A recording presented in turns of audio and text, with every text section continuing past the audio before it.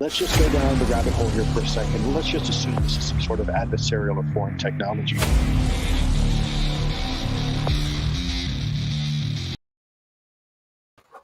Welcome back to Third Phase of Moon. Blake Cousins, we got a special report for you tonight. We're going to go crazy on some transmedium craft, something skimming across the water.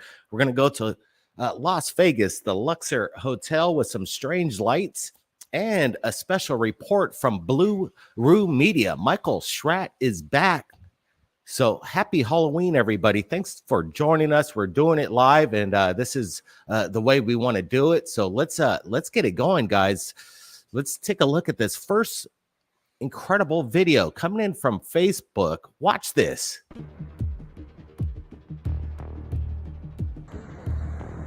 Lisa Martini Wilson, 2:45 p.m., South Ocean Crest. Something skims across the surface. Yeah. What is it, JR? I have no clue. Is it not birds? I don't think so.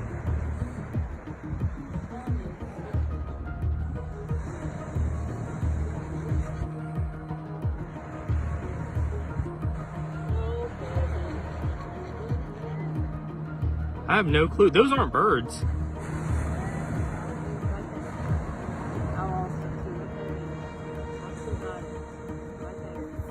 Yeah. I've got it zoomed in. It slowed down. What the hell is that?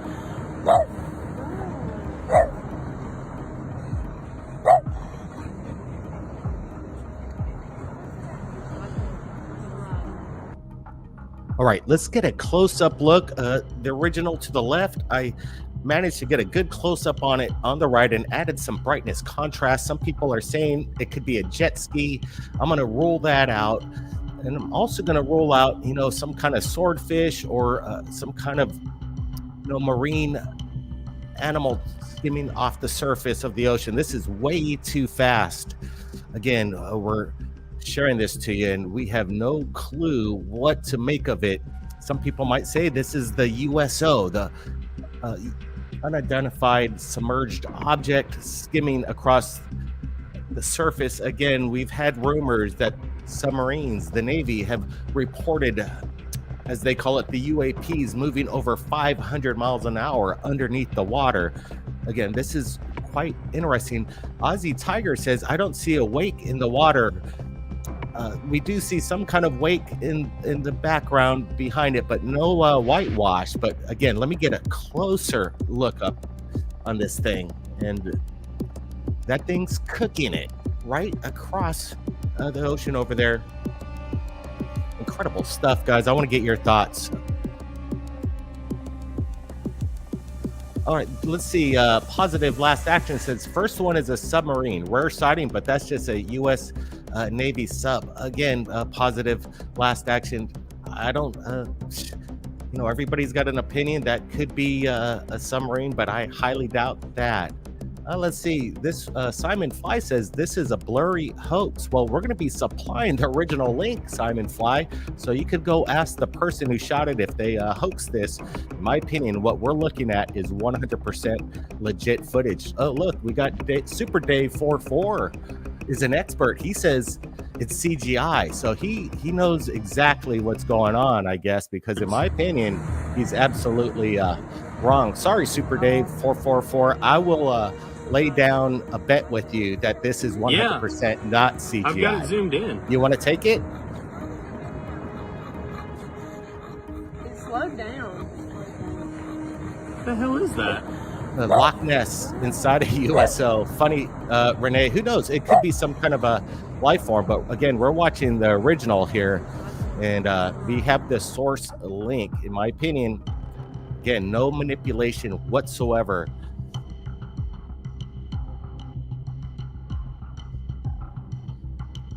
Let's see.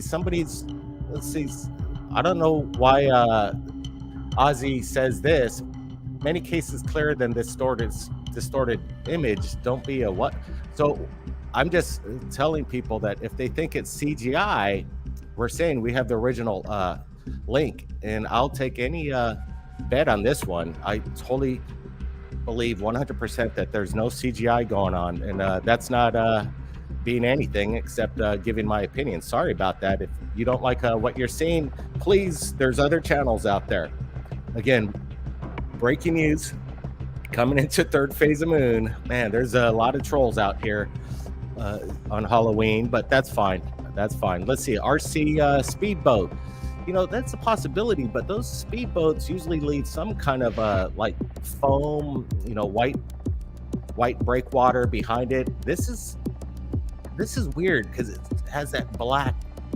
It's really hard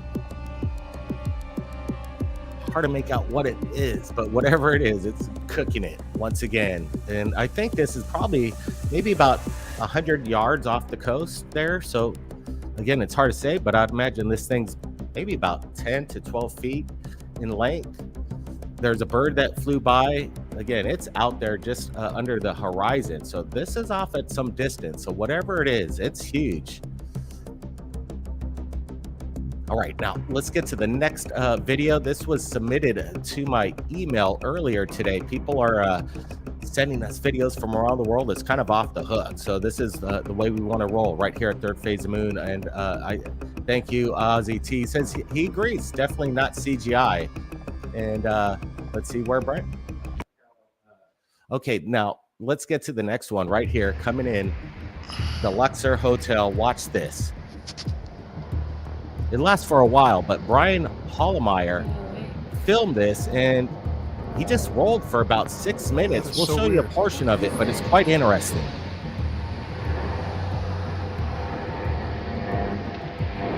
What is that? That is so creepy. That's way too high for a bug. It's too small for a chopper. Yeah, they're directly above the Luxor. Yeah. And whatever they are, they're reflective. You know, no, and there's no way they're drones. No, not that They big. don't shine that bit, yeah. And it seems like there's more, and then there's less, and then they're brighter.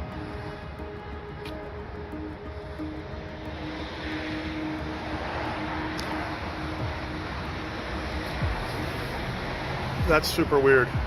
That is the weirdest thing I've ever seen. I've never seen anything like that. Aliens are coming, man. Coronavirus. Oh yeah, maybe that's it. They're all intertwined. That's so weird. And they're still, yeah, they're still there. It's so grainy. I zoom in that much, but just trying to get, because they're not going in any. I mean, they're kind of going in a pattern. Yeah, but they're staying at the same height.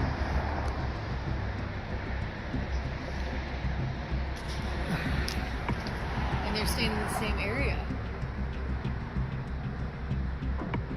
I'm just gonna keep video going, see what happens. I'm gonna see what if my phone's really good.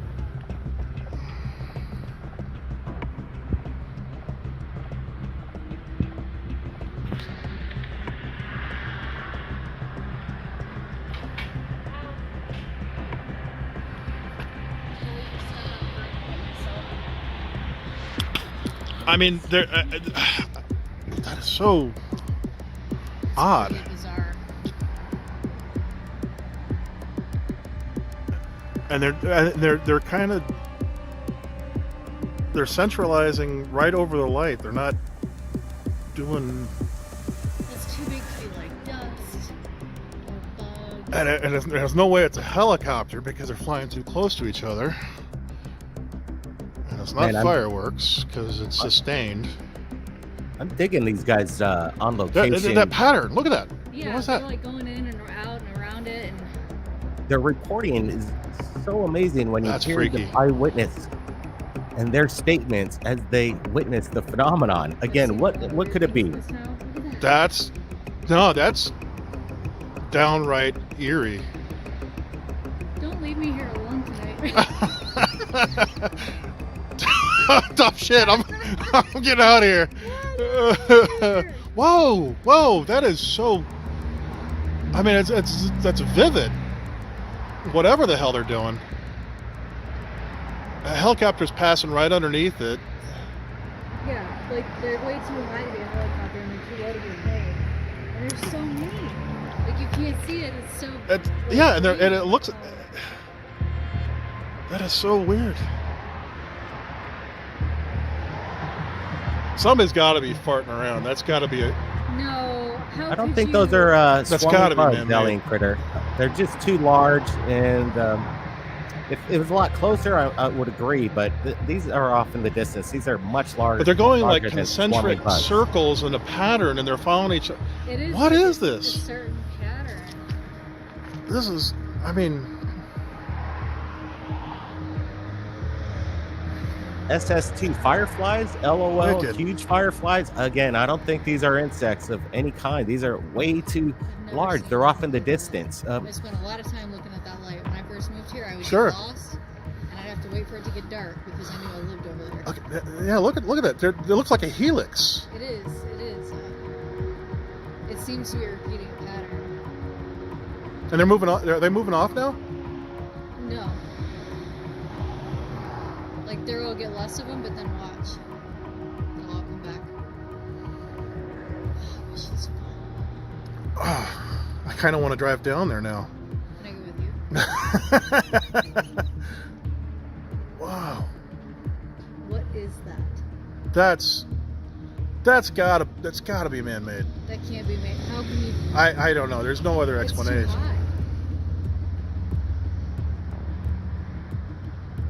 The testimony, once again, by the eyewitness Yeah, do it. is outstanding. Check out the moon. Nearly full.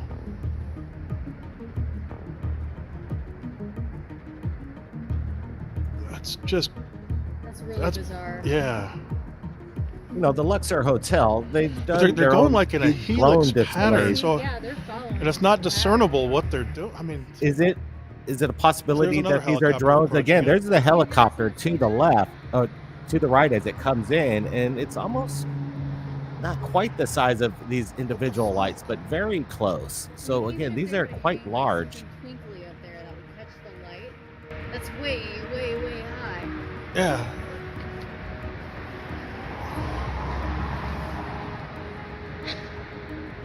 I have no explanation for that.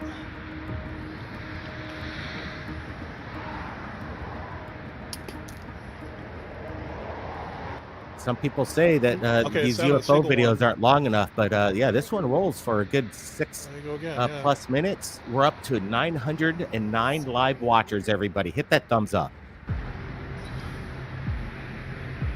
I don't know. I have no earthly idea what that might be. Like, remember when there was the crickets, you know? Yeah. That can't be that. No. No. Those are not insects. No. We wouldn't see that. You know, let's take a possibility that these could be birds up there. If anybody could do some research, we're going to look into it. What birds fly at night that are attracted to spotlights like this Sure. over the hotel? If this were the case, you'd see this much more often, in my Yeah, look opinion. at Brent, it. what's your It looks thoughts? like a Yeah, I helix. just did a little research. I do know that birds do fly in the early morning and at dusk too, They're as moving well. Are they moving off now? They say they are birds that fly at night to capture moths in the sky. There will get less of Could them, there but be the moths being attracted to the light and the birds are going on a feast right there? That's a possibility, but I kind of want to drive it's down. good there video because these guys don't really know what it is, and we're not there on location to actually Now. Wow. see for ourselves on what's really going on here. So we're going to That's- take the testimony. That's got. It's interesting. It's got to be man-made. that can't Absolutely, be. you know, you I heard don't know. There's people no on the other ground, Why? the eyewitnesses. They're stunned, and I want to appreciate the person who shared this with Yeah, us do right it. here at Third Phase Moon earlier today. Again, we're going to be supplying the original link. Now, Michael Nearly full. Schratt from Blue Room Media is back, and he put up his latest episode. We're going to share you Just- a portion of it, That's- and we're going to also supply you the original link so you can take a look at the whole video. They're going like But in a Michael helix Schratt breaks down pattern, some so incredible it's crash not discernible retrieval what they're doing. cases that have yet to be heard There's by the another public. helicopter This is approaching. one in, I think, a 4-part series. He's got so much information. His auto binder series is incredible, and I want to thank Into Thin Air News with the $5 super chat, man. Appreciate it. Into Thin Air News. Into Thin Air News. You've been rocking it on your channel. Always great work. Let me know the next time you're doing guests so we can get on cam. I can't seem to chat from the main in Into Thin Air channel. Yeah, we'll let you know Into Thin Air when we go live, and we'll get you on a definite collaboration right here on YouTube between two channels.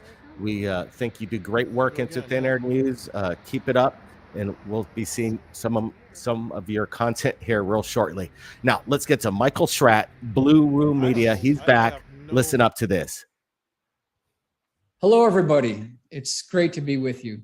Certainly been a while, and the dynamic of my situation has changed. So I have a responsibility and an obligation to continue putting out quality material to my subscribers. I'm going to continue with this. We're going to keep the dream alive here, and hopefully we'll have more segments for you here. Tonight, we've prepared an interesting presentation, and the title of this lecture is going to be Retrievals of the Third Kind, Cosmic Crashes, Corpses, and Cover-Ups. So it's Retrievals of the Third Kind, Cosmic Crashes, Corpses, and Cover-Ups. And I'll be presenting some very rare and never before seen drawings, and hopefully we'll go through these cases. We're not going to rush. We're going to take our time, and we'll go ahead and start our presentation here.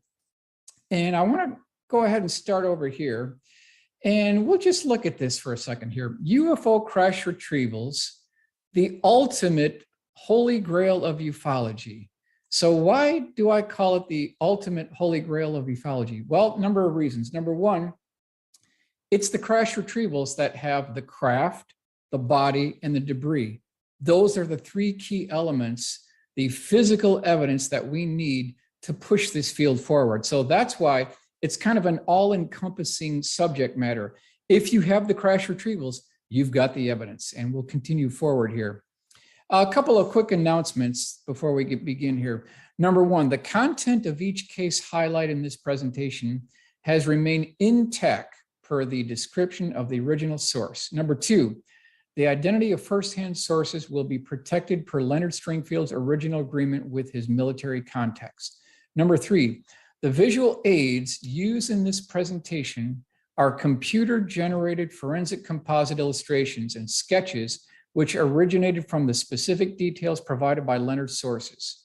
Sources for the material covered in this presentation include the following, and this is a comprehensive list here.